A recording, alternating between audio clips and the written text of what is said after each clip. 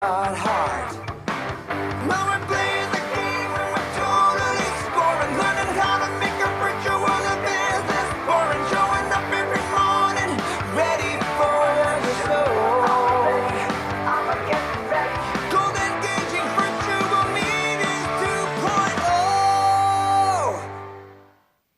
All right, welcome to another episode of Engaging Virtual Meetings podcast. Oh, exciting. Cool things going on.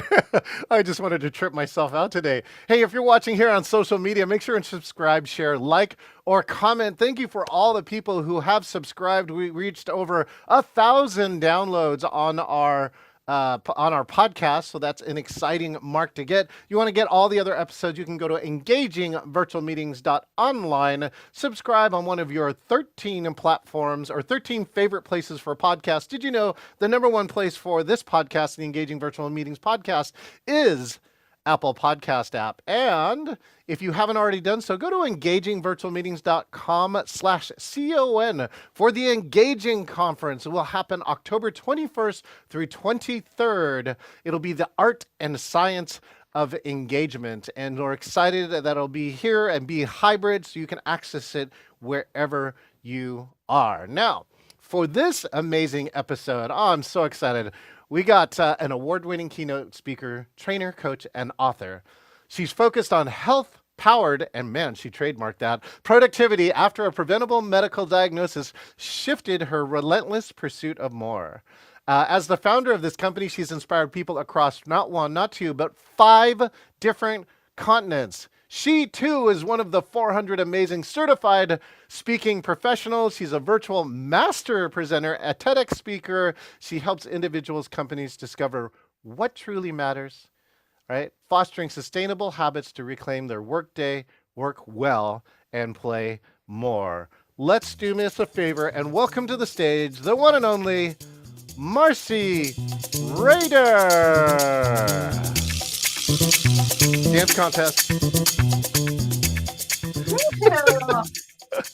That was one of the best intros, which I would expect from someone that's hosting something called Engaging Virtual Meetings. But it really was like your enthusiasm, and yes, I love it. I love it. Thank you, Marcey. Both Marcey and I are both members of National Speakers Association. I'm honored to say I finally actually got to write something into the MC guide. And one of the top 3 things for introductions that we teach is say 3 things and their name last.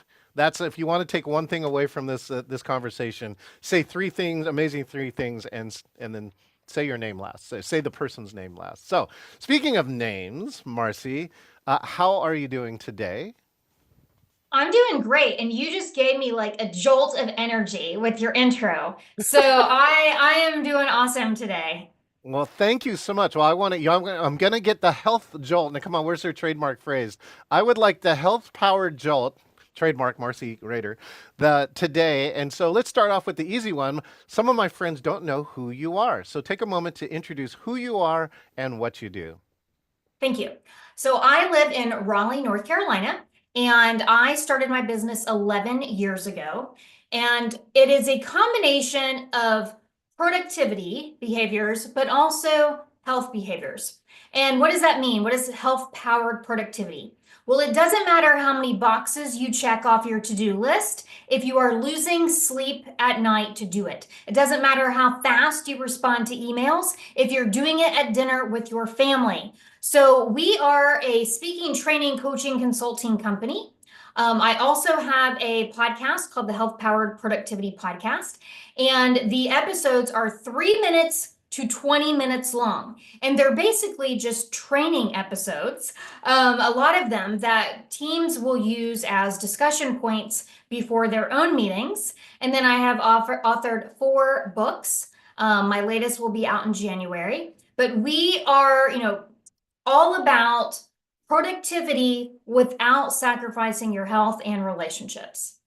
Wow. Well, I think that's a goal that people want, right? I mean, many of us have succeeded, but if you don't succeed without a relationship, going back, and Marcy was just talking about, again, the certified speaking professional, one of the greatest things that I did with it is I got to celebrate it with people that were meaningful to me. My girlfriend was there, and my oldest sister, who reviewed my book 7 times, was there, and my cousin, who lives in Denver, was there. And success doesn't mean a lot unless you really get to share it with somebody. So, Marcy, I got to ask, what's the genesis story? How did you get into this particular part of business and doing what you do? Well, my degrees are in exercise science and wellness, my Ooh. bachelor's and master's, but I actually didn't work in that field. It was really more just a selfish degree. I only worked in that field for a couple of years, and I spent 14 years in clinical research in pharmaceutical and biotech and worked my way up the ladder. I was a corporate trainer at one point and then a training manager. And for about a decade, I traveled 48 weeks a year.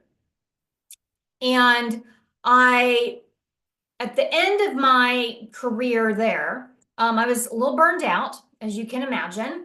I had realized that with all of that travel, I had sacrificed the relationship with my husband a lot. That travel stress and my relentless pursuit of perfectionism also drove me to triggering an autoimmune disease called Hashimoto's disease. I Mm, also did not have a menstrual cycle for 12 years. 12 And years. 12 years, yes, that can happen from stress. And a lot of women, especially a lot of men, do not know that that can happen. And it is not healthy in any way. And so I knew I needed to make a change. And one of the things that I did as a corporate trainer was on the last 2 days of a 6-week training course, I would kind of give a special Marcy training, which was how to manage your inbox, how to manage your calendar, how to manage your tasks. And it was always the most popular training. And I thought, could I make a business out of this? And boy, have I. It has been great 11 years later, and I absolutely love what I do so much that it's almost also like a hobby. Like when I'm not working, I kind of want to be working sometimes. So it's really exciting. And like you, I saw in your trailer beforehand, I've been doing virtual meetings for a long time because I have worked remote since 2001 and managed a Wow. global team. Yes, since 2001, managed a global team of up to 18 people. About 15 years ago, I was doing that. And, it started out where it was just voice over PowerPoint, and you couldn't also see the person's face, and you didn't have webcams, it was like, oh, what is that? So when the pandemic struck years ago, it didn't do anything to my business except blow it up, because two of my topics that I've been training people on for over a decade is work well remotely and Mm, manage well remotely. And then I mm. also have a training called Find Your Meeting Mojo, leading your team through the screen. So, I was already doing that. However, I did upgrade my studio, John. We actually remodeled our house during the pandemic, and we live in a small 1,100 square foot house, and we flipped our bedroom and my office and gave me the bigger space with the better windows. And Ooh. I brought in a team, and I saw your setup. Yours is pretty sweet. Mine has five screens when I'm presenting. When I'm presenting, I also pull a screen over beside me as well.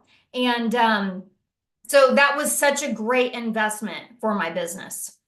Wow, Marcy, I have so many things to follow up on. And thank you for, I tell people all the time, I have shown this, right? This is like what's in front of me right now. And I don't share people with this like to build this, right? I share this with people to remind them and inspire them. Just do one thing better. If you just do one thing better, then your virtual will get better. And I think that's kind of the inspiration behind that. I did look up Hashimoto's disease, and I just wanted to kind of see if I could do now my best version of a drug interaction warning at the end, right? Symptoms of Hashimoto disease include thyroid engagement, fatigue, weight loss, dry load, a higher low, cold intolerance, joint and muscle pain, menstrual regulating depression, and difficulty in concentrating. There you go. So that's my best version of drug interaction. So tell me then, what do you do in your virtual meetings since 2001? What do you do? What are some of your best practices to help make your virtual meetings engaging for the people you're with? Well, first of all, I stand. So I'm a big proponent of standing when you're speaking. I use a standing desk all the time, but especially when I'm speaking, because I am an animated person. And when I'm sitting, I am not as animated.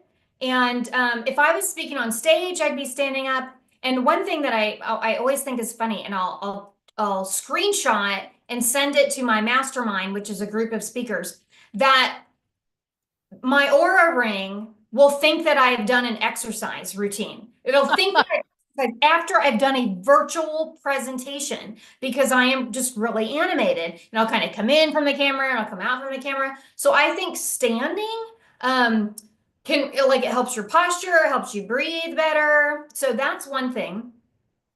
I also have a switcher, an ATEM switcher, which I'm sure you know what that is, but your audience may not, but it's a little device like this. And I will go back and forth like you do, John, where you sharing your screen, and your face is little in the corner, and then it's just you. I do the same thing, and I will get feedback all the time. I just had feedback from a pharmaceutical company I worked with a few weeks ago that said, I loved the way you went from the slide to you within the slide. No speaker has ever done that before. And it keeps people like guessing, like, oh, what's next? What's next? And so that is another one. But the third thing that I do, because don't we all love three? So I'll max it out at three. It's not ideal, but I have two monitors right here and my camera's right here. So I have to look here to see your face. If I'm looking here, I'm not seeing your face. And I like to see the faces, and I read the chat a lot. That is my superpower, that I can present and read the chat at the same time. And I will tell people, I share, like, my third slide is a picture, a bird's eye view of my office, of my studio. And I show them that I have these screens, and I say, when I'm looking here, I'm looking at your faces, I'm looking at the chat, and when I'm looking here, I'm just looking at the camera. So then they know that, I'm not looking at my email if I'm looking over here. I'm not looking out the window, like, did the Amazon truck just pull up? What happened over there? And so what I tell them is, if you have a setup like that, where you're looking at a different screen, like maybe you're typing notes or you're looking, at them, to tell them like, oh, when I'm looking over here, that's actually when I'm looking at you. Those are great tips. And one of the other things, well, I love that you said no speaker has done that before. It's such an important part. And if you go back, right, Marcey, do you like watching television or movies? Oh, yeah. Yeah. Do yourself a favor if you haven't already done it, which is count the number of seconds until they make a cut, right? They change a camera scene. And it used to be like in movies, it used to be like 2, 4, 10 minutes, right? When they monologue. But now the most recent movies, some of them cut every 2 to 3 seconds. Yeah. And so every time you make one of those cuts, I think you draw the audience back because they go, something has changed. Yes, because our attention spans are so short. Okay, so now have you seen this one though? I wanted to see if this one done. Have you seen the fact that, oh yeah, right here. Now you can see the chat. So Marcey chatted me her intro here. So I have a way now to put chat on screen, which is, I've done exercises, and like one we had was a New Year's themed, and we had the chat, and it was over a campfire, and we asked for people for things that they want to give up or like wanted to release from 2023, right? And 2023 was 2022, definitely tough years. And so people chatted some stuff, and it really turned into an emotional moment. Because not only could you chat, but you could read what other people chatted, and a lot of them were deep and meaningful. So Love that. That's really cool. Yeah, Yeah. so I love those pieces in here too. I want to go back to the health piece for just a second too. What's the number one health tip that you think you want to give people for 2025 for the year coming in, right? If you're on the health side, what's one thing that you think would be of value for people? There's something you see commonly with all the people you work with. Yeah. Well, this actually will have something to do with meetings. I am a huge fan of walking meetings. I call them walkie-talkies. And so, and I do not talk on the phone without walking. I'm either pacing in my office or I'm generally like, as soon as somebody calls me, my sneakers are on and I go outside. And if I'm meeting somebody locally, I will often walk with them. And one thing that I talk about in my Find Your Meeting Mojo training is that, we don't have to be staring at a screen all the time, especially for things like one-to-ones. I mean, we didn't do this, 5 years ago. We weren't staring at each other's faces all the time. The phone works. The phone still works. And we're sitting so much now that, go outside and talk on the phone that way. Or for some meetings, like all company meetings or meetings where you're just listening, sometimes, because we both know, John, how boring a lot of company meetings are, where they're just showing status updates on PowerPoints. And so what are the people doing that it's not their turn to talk? They're just multitasking and answering emails. They're not really paying attention. So if you are walking around your neighborhood listening, then you might actually be paying more attention to the meeting. And I gave this as an example to that same pharmaceutical company a month ago, and one of the women took her dog for a walk they had a big company meeting, and she said, all I had to do was listen. And she agreed. She said, I paid more attention during that meeting Yeah. because I was just listening and I could focus on it. Yeah. Yeah, that's the modality too. I'm reintroducing VAK, right? Have you heard of VAK? Visual Auditory Kinesthetic. Oh, And it's okay. right. It's the styles of people, listening in that probably 30% on average of your audience is auditorially based. That's their primary mode that they like.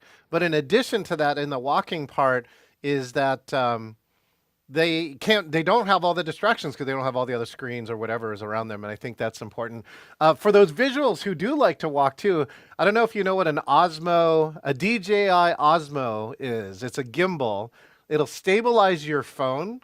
And so I've actually got a system where I can actually walk and have a visual meeting with somebody. They can actually see what's going on around me. They can actually see that I'm walking, and that but it stabilizes the camera so you don't get that like, oh my gosh, I'm going to be seasick watching you type of thing. Oh, that's So really interesting. Gene Gurkoff, who is the founder of Charity Miles, it yeah. is it's a app that raises money for charity as Hmm. you're walking. He also has an app for walking meetings that works with Microsoft Teams, and has a podcast called maybe The Last Mile. I'm not sure, but if you look up Gene Gurkoff, but he does all of his podcast interviews walking. I love that.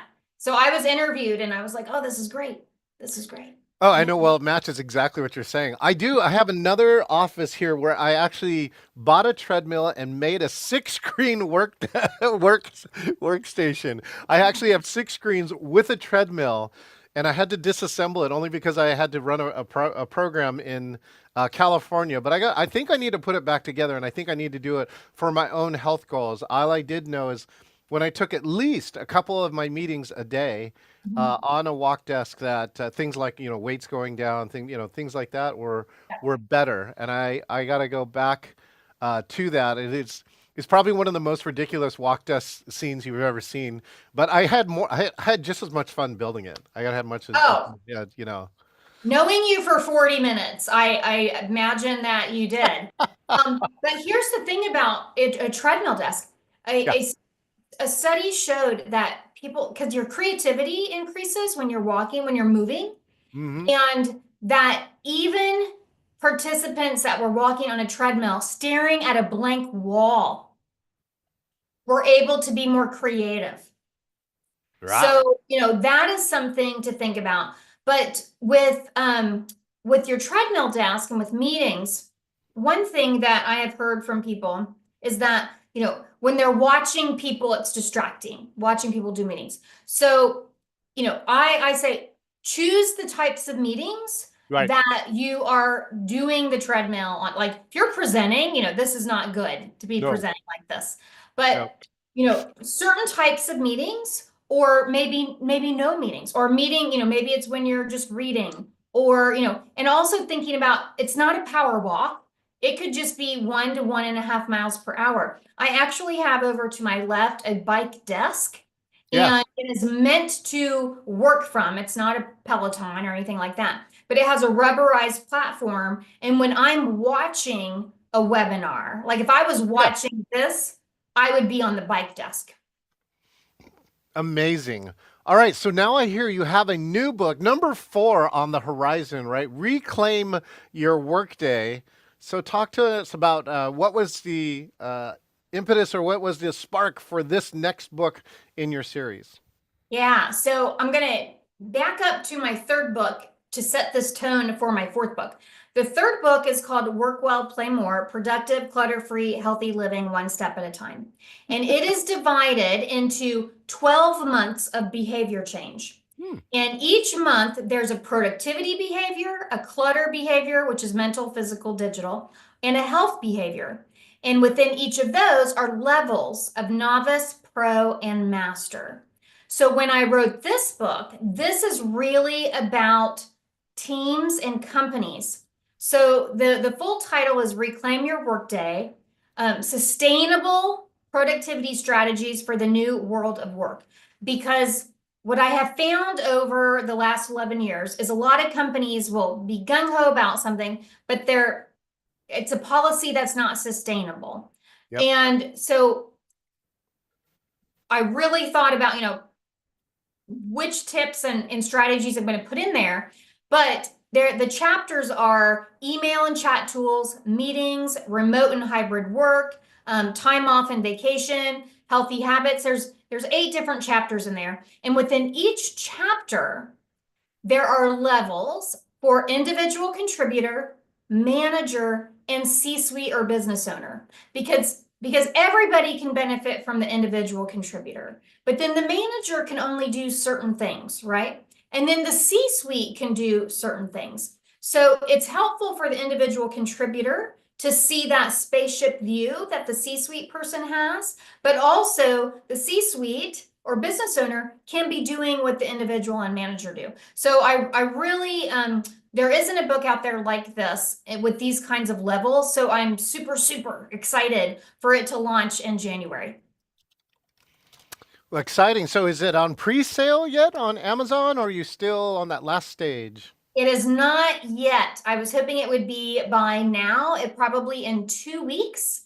But if you go to reclaimyourworkday.com, then there's a little form you can fill out to be notified. Very cool. All right, let's see. Well, I have a couple other questions here. You've been on virtual for a while, which is great. And so you've seen a lot of it, and you probably astounded by what happened in the last 5 years. Like people finally, the rest of the world woke up and saying, oh, this is actually really possible. What do you see, Marcey, in the future for virtual and hybrid? I'd love to hear your personal view of what we should or maybe shouldn't do with virtual and hybrid. First, I think from conferences, a lot of conferences have gone back to in person, which is great.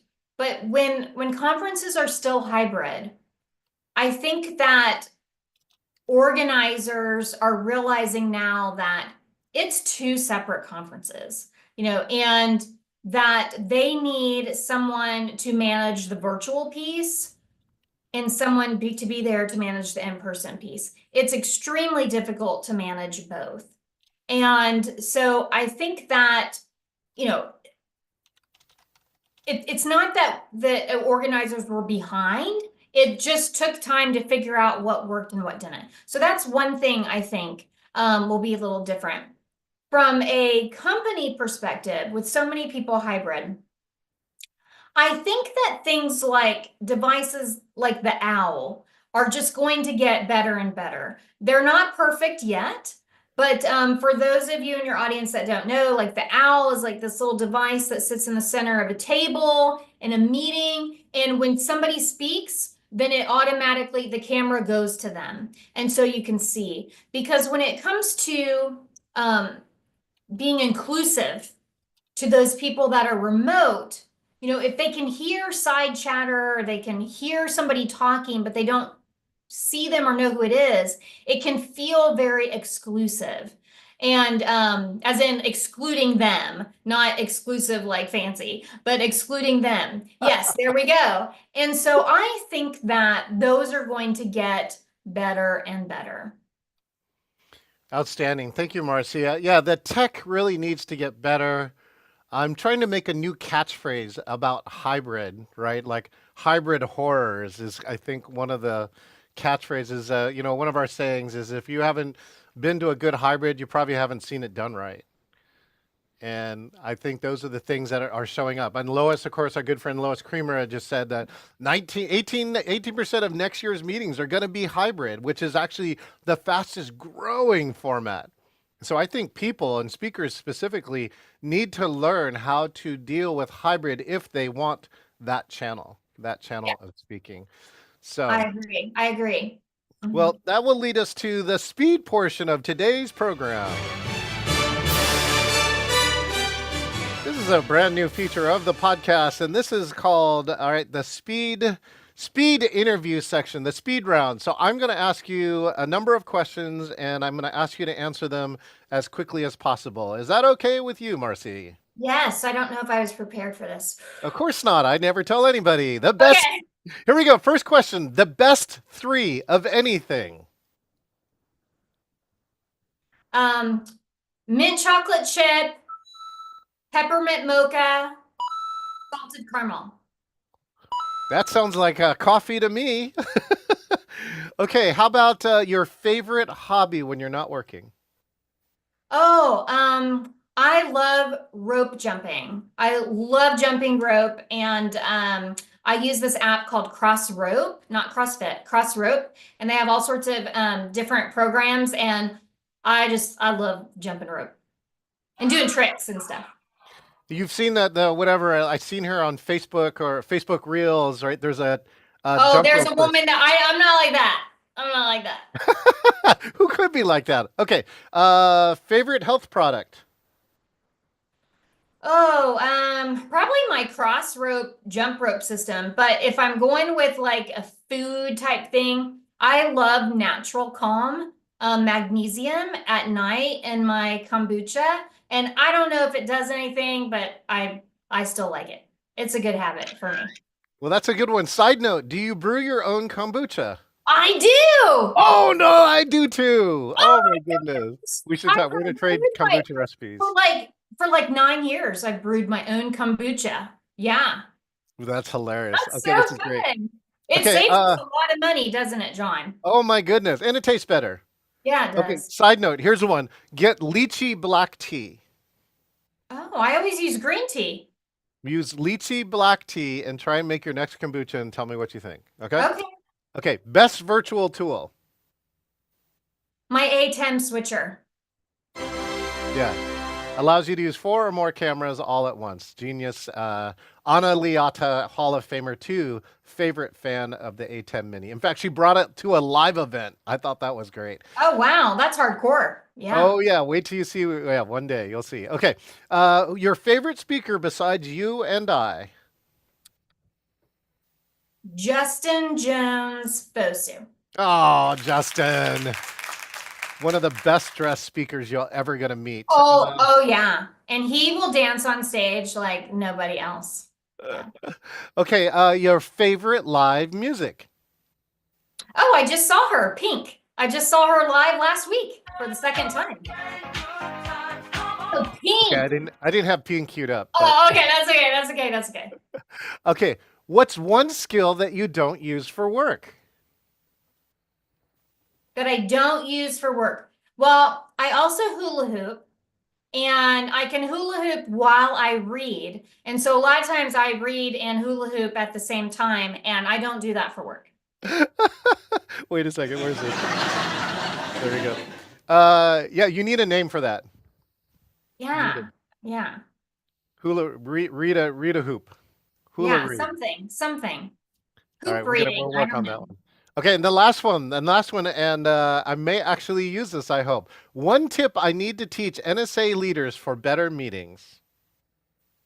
Oh, I feel like we're pretty good.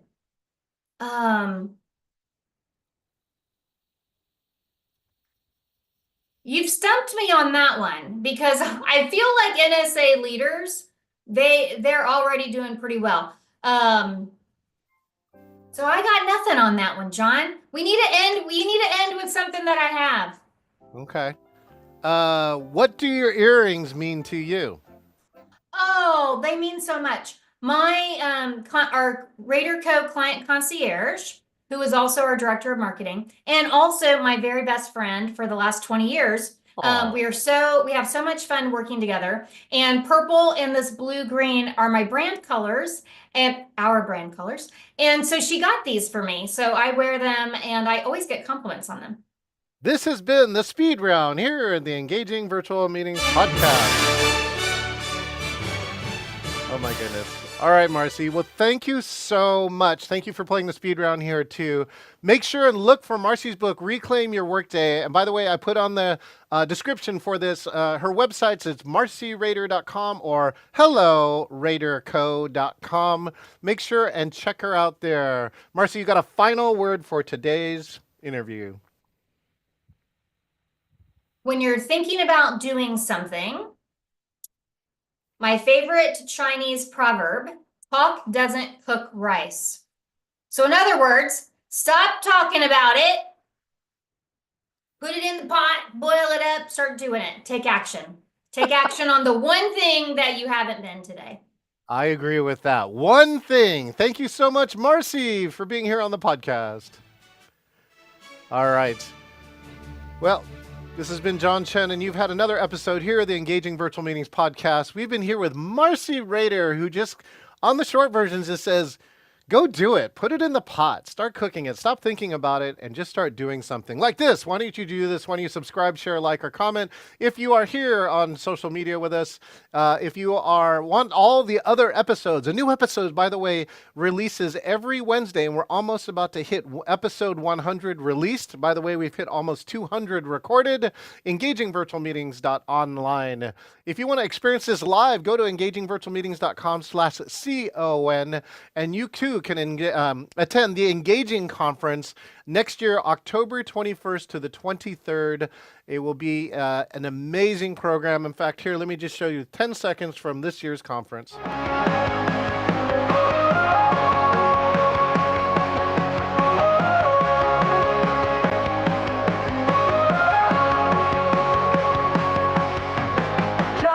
You gotta go check that out. And by the way, if you want to be like Marcey, you too could be a guest here on the Engaging Virtual Meetings podcast. Just go to engagingvirtualmeetings.com/meet, select interview, and you too could be as amazing and maybe even a certified speaking professional like Marcey. We'll see you next time.